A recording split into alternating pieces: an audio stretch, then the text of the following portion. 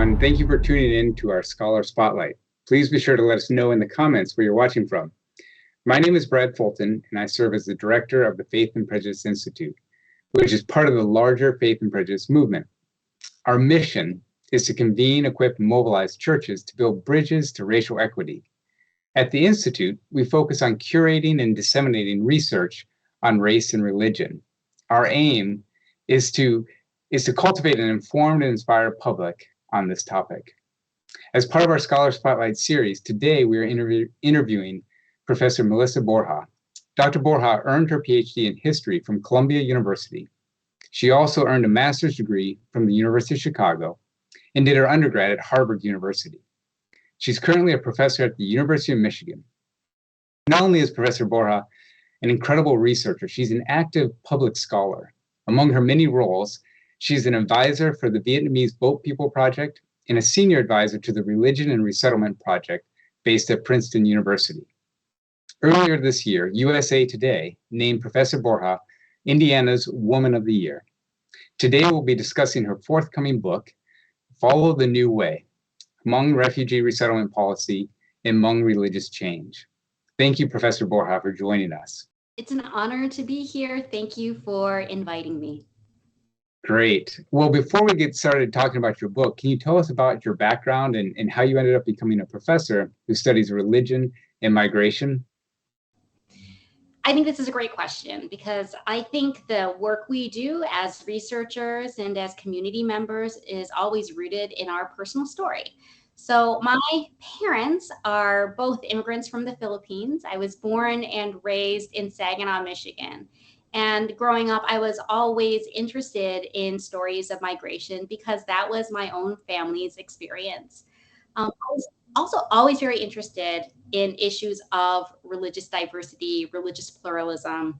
I remember in my first year of high school, my high school put on a production of Fiddler on the Roof. And that high school theater director invited us all to talk about what it means to do all of these rituals, the Jewish history, the Jewish traditions on stage, and really, I think, fostered a lot of conversation about Judaism in the context of that theater production. So I often say that was the beginning of my interest in studying religious diversity in the US, playing Hava in Fiddler on the Roof in 1997. That's quite an introduction. Yes, and I should add that the big turning point for me after that point was September 11th. So I was a sophomore in college when 9/11 happened. And at the time, I was very interested in history. I was very interested in Asian American history in particular.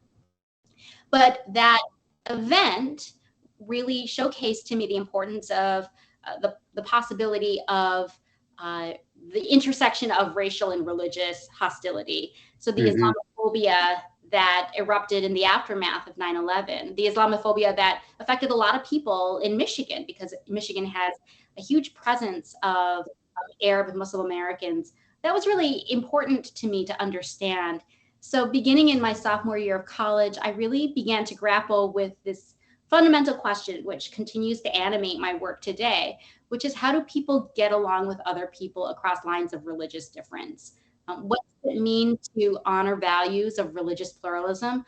But what does it mean to put values of religious pluralism into practice in our own communities and in our everyday lives? So that is the set of questions that consumes me as a researcher, but it's also very much part of the work I do outside the archives and outside the classroom as well. Sure. Wow. No, that's very fascinating. So in what ways would you say your faith influences your research on these topics? So I have very devoutly Catholic parents. Filipino Americans are by and large very Catholic, and growing up in Saginaw, Michigan, there weren't that many Filipino Americans, but the place where you would see Filipino Americans would be the Catholic Church. So it really struck me that we didn't have any Filipino restaurants. We didn't have a huge Filipino American cultural association. It was really on Sundays after Mass where we would gather together and check in and find out how Tita is doing and how Lola is doing. And that was a really important part of my upbringing, is seeing the centrality of parish life in the construction of an ethnic community and an immigrant community. So that is something I observed in my childhood. As an adult, I identify as Unitarian Universalist. And I'm an active member of my own Unitarian Universalist congregation here in Indianapolis, where I live. Unitarian Universalists are, like a lot of other communities, very committed to racial equity, very committed to making sure our country is welcoming of all people and inclusive. And I think it's been really interesting over the past 10 years in particular to see the work that my own denomination and the congregations I've been a part of, the work they've been doing to try to lean into enacting principles of honoring the inherent worth and dignity of other people, seeking right relations with other people through work related to immigrants, refugees, and communities of color. Wow, no, that's great to know more about your background and even sort of how faith intersects the work that you do. It actually makes your book even more interesting. If I guess maybe you could start by providing like a broad overview of the United States refugee resettlement policies. Like, just give us sort of a quick course on the refugee resettlement policies in the U.S. So there's a lot to say about refugee policy in the United States. And I would say in general, when we talk about refugee policy in the United States, there's a lot more attention paid to refugee admissions. So who do we let in? Who do we deem worthy of being let in? There are a lot of people today who continue to point to the United States' failure to respond compassionately and humanely to Jews fleeing Nazi Germany in the 1930s as a sin for which the United States must continue to repent. So the failure of the US to respond to Jewish refugees continues to be a reference point throughout the rest of the 20th century about how Americans should do better when it comes to people fleeing persecution, violence, and other calamities. But the big thing I would emphasize is that refugee policy is very much shaped by international politics. When you have a war, for example, the Cold War, a series of violent conflicts all around the world, you see people displaced because of those wars. And throughout the 20th century, the United States rewarded allies by giving them an opportunity to resettle in the United States as refugees. This was also, to some degree, a PR move on the part of the United States, because it made the United States look better in the context of the Cold War to accept people fleeing communist states like Cuba or the Soviet Union. Other thing that I would say is that refugee policy is very much shaped by domestic politics. Who people think should be allowed to enter in the United States. And here, I think it's very valuable to think about American refugee policy in relation to the broader conversation about immigrants in the United States and who we think deserves to be American. And I think the most powerful example of how those debates come into play in both public discourse and public policy is the conversation about accepting refugees who are Muslim, in particular Muslim, in the past 5 years. So the debate over the Muslim ban, the debate about refugees in general, I think reflect domestic politics as much as it does reflect broader international concerns about security and broader international trends that are Islamophobic in nature. And so in many ways, the way the U.S. Designs its refugee resettlement policy depends on the country of origin of the refugees. And that affects a lot of then sort of the views or perceptions of those refugees. And in your book, focuses specifically on the Hmong people. Can you tell us a little bit more about the Hmong people and sort of their refugee journey or experience?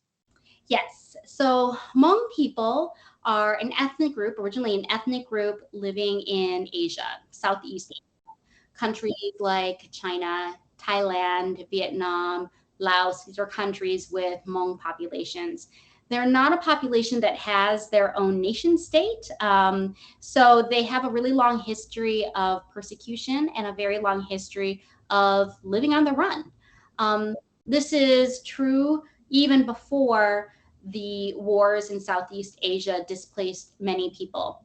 So the reason why there are so many Hmong people in the United States today is because of the Laos Civil War and the fact that many Hmong people allied with the United States during what is often called the Secret War, although it was never really that much of a secret. It was well known that Hmong soldiers were fighting as part of special guerrilla units allied with the US. Many Hmong people died as a result of this war. They lost their lives, they lost their homes, they lost their villages. Many fled from Laos into Thailand, where they lived in refugee camps until they were resettled.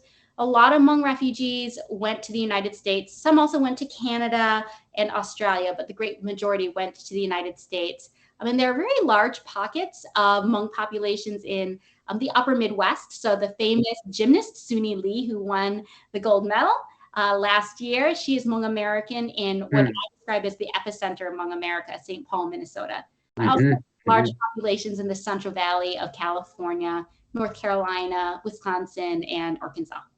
Wow. So in your book, you talk a lot about the ways churches or Christian organizations are helping Hmong refugees resettle in the U.S. Can you describe some of the ways that they're doing that or involved in that type of resettlement? Oh, there's so many ways. And I would say that we wouldn't have a refugee resettlement program if we didn't have private voluntary agencies doing the work in collaboration with the government. And in particular, we wouldn't have those private voluntary agencies doing this work if it weren't for religious institutions. So we're talking both religious voluntary agencies like Church World Service, Lutheran Immigration and Refugee Service, and their congregational partners at the local level. I often say that refugee resettlement is a very good example of public-private governance, how we get things done when there's collaboration with public and private institutions, but it's a different form of it. It's church-state governance. It is a very close collaboration with religious institutions and government. So this is true in international work. We see a lot of religious institutions providing refugee relief and aid in the refugee camps, for example, in Thailand. We see religious voluntary agencies having contracts with the US State Department to sponsor refugees to come to the United States and take care of them in the first period of being in the US. We see at the state level, state affiliates, or excuse me, local affiliates of the national voluntary agencies working with state governments to coordinate social services. And at the very local level, we see congregations sponsoring refugee families. And these institutions, whether we're talking about the congregation or the voluntary agency, they really expand the capacity of the US government to do a project that is really expensive and expansive and complicated. So I would say, finally, religious people are often the most direct contact or have the most direct contact with refugees. Refugees might be welcomed at the airport by their church sponsors. They might sometimes live in the church. There are a lot of stories of refugees actually living in Sunday school classrooms. So it's really important to emphasize that religious institutions have been critical to refugee resettlement work in a variety of ways. So it's in a sense, indirect or unspoken part of the U.S. refugee resettlement policy relies on religious institutions to sort of step up and provide some of the support to refugees. Very much so. And this was especially true in the 80s. So 1981, which is shortly after the passage of the landmark 1980 Refugee Act, and roughly the midpoint of my study. But 75% of Southeast Asian refugees were resettled by religious voluntary agencies. Wow. Wow. So at Faith and Prejudice, we focus on the intersection of race and religion. In what ways can examining like responses to refugee resettlement enhance our understanding of race and religion in America? Like, how does refugee resettlement intersect with views on race and religion? I think we see attitudes about refugees and immigrants often overlapping with attitudes about racial difference.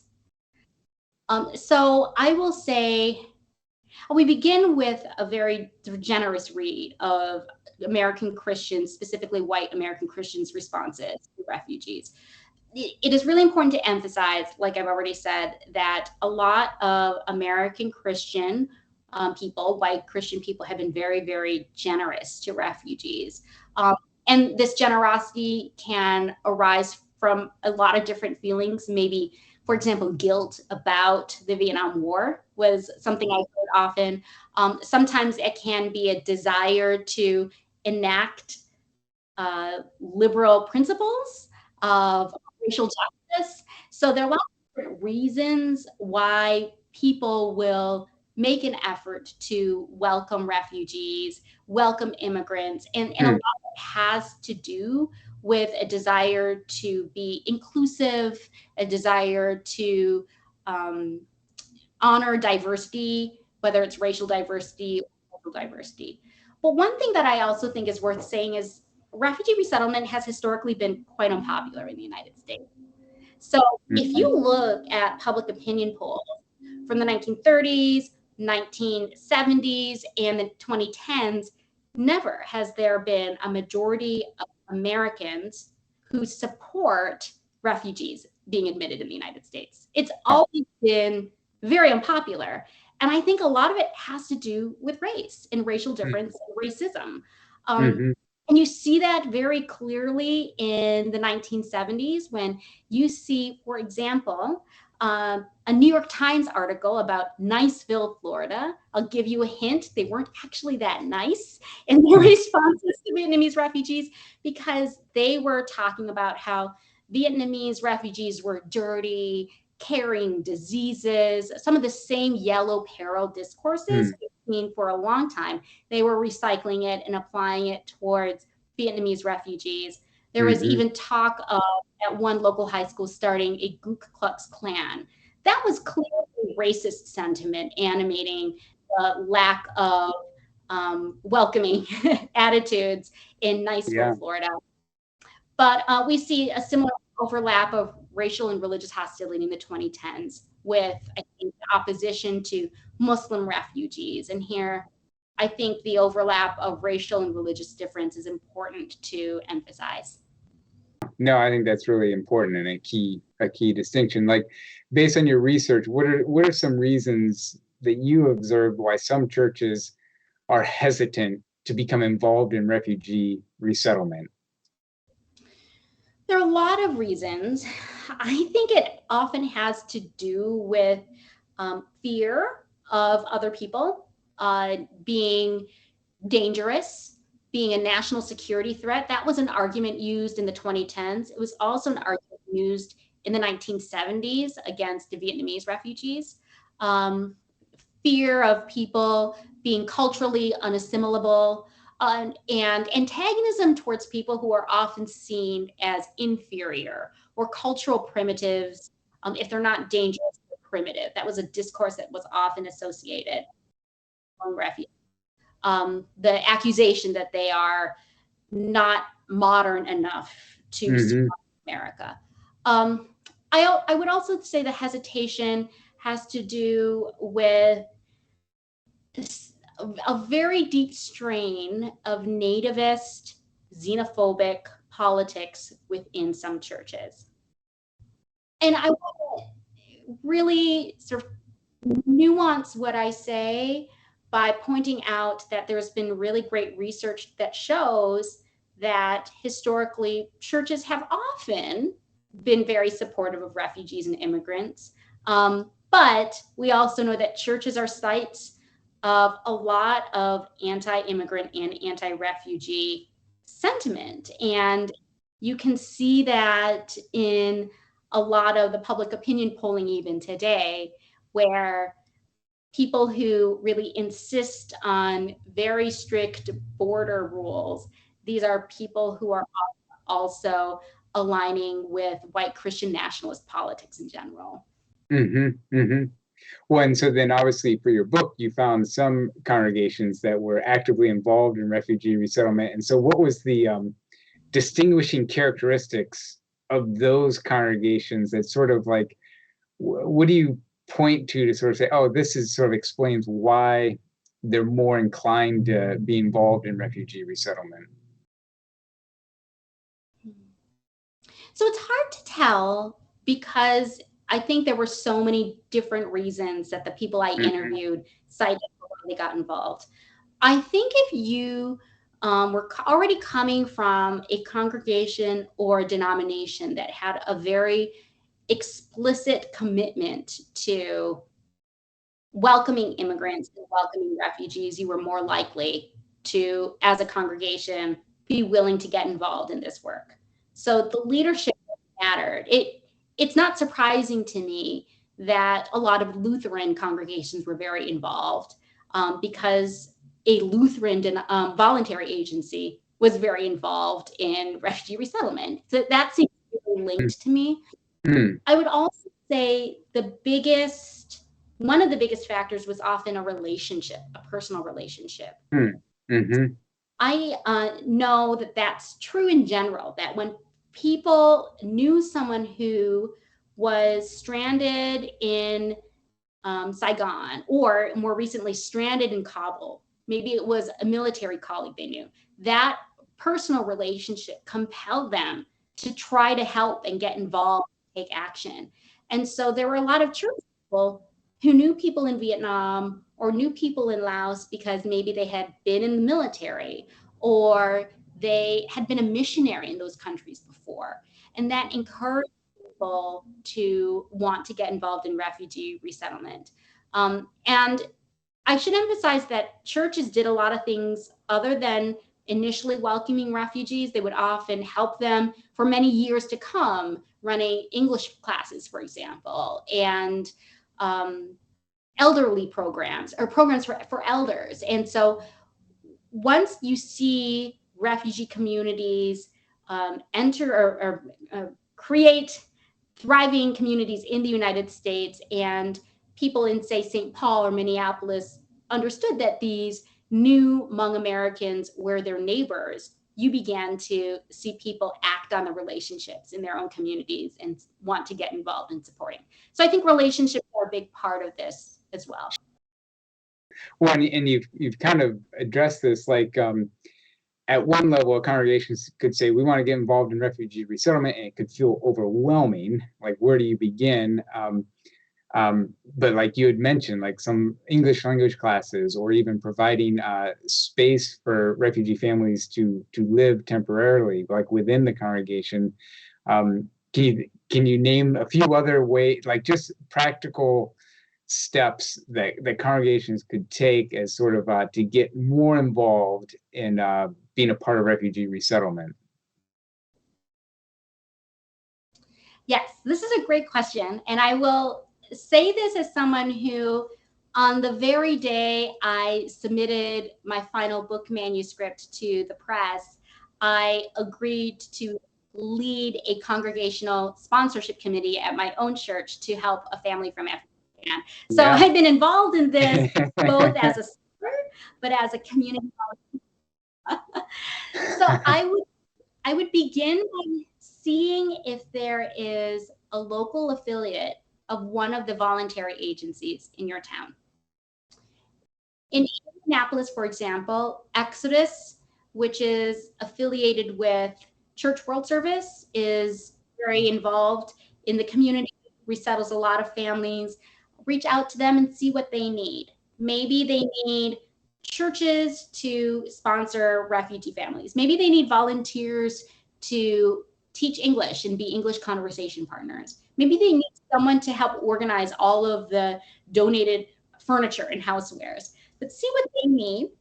I also think it's always good to donate funds to voluntary agencies. I can't emphasize enough how difficult the past year and a half has been for refugee resettlement because the very drastic cuts in refugee admissions during the Trump administration, a lot of voluntary agencies had to close their local offices.